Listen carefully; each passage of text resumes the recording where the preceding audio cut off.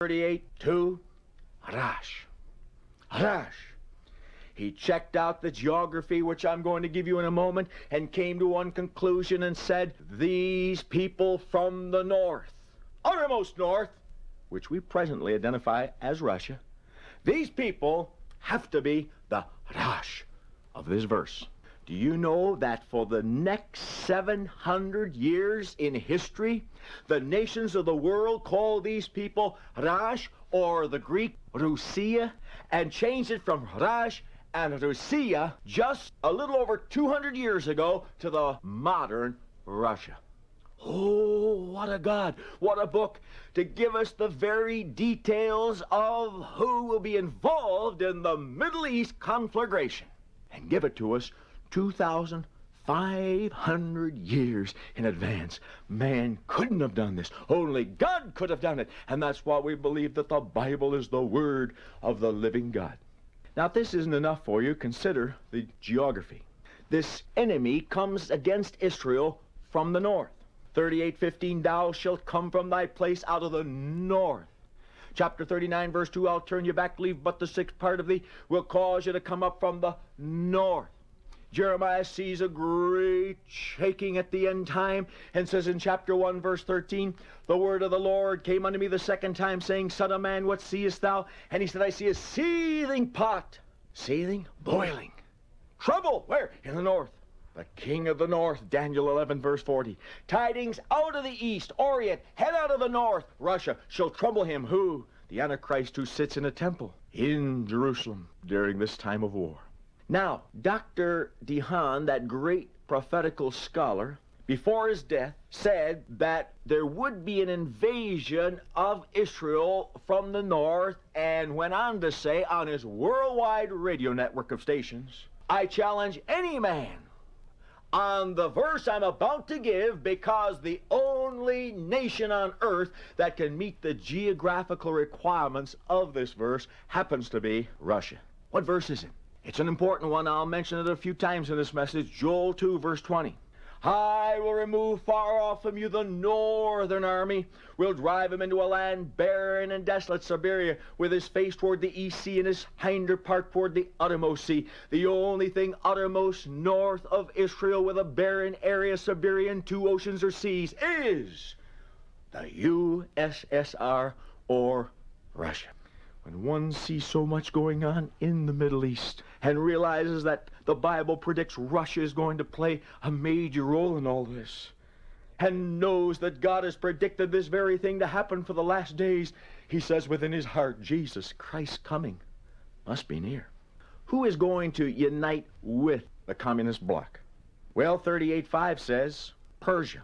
Persia changed its name in 1932 to Iran. Old Persia takes in Iran and Iraq. Then notice it says Ethiopia and Libya, parts of Africa. Now, this is interesting. Daniel chapter 11, verses 40 to 44, also mentions these two nations, Ethiopia and Libya, but couples with the two, Egypt. Don't miss it, Egypt.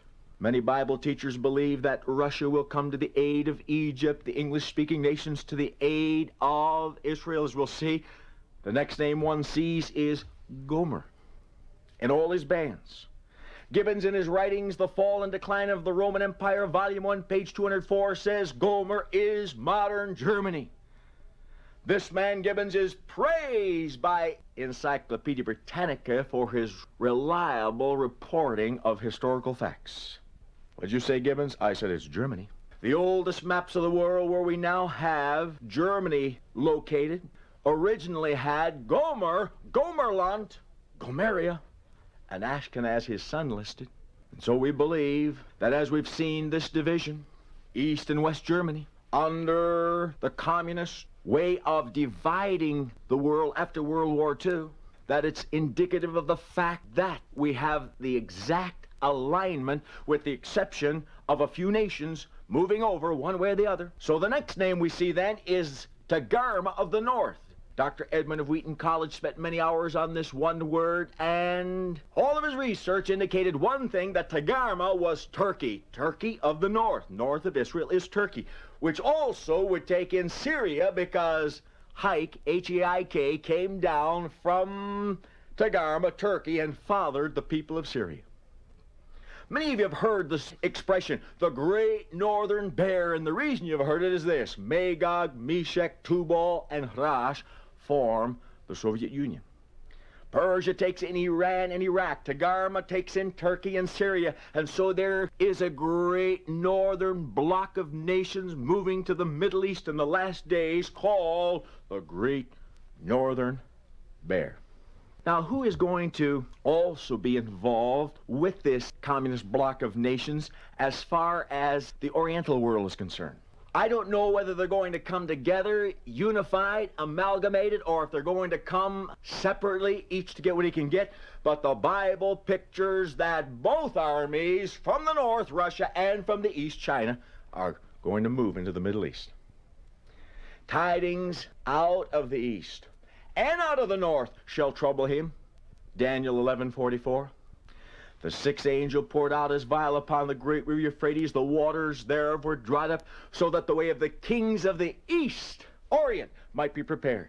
Not only that, the Bible pictures them coming out of the Orient as swarms and multitudes, for the number of the army was 200,000.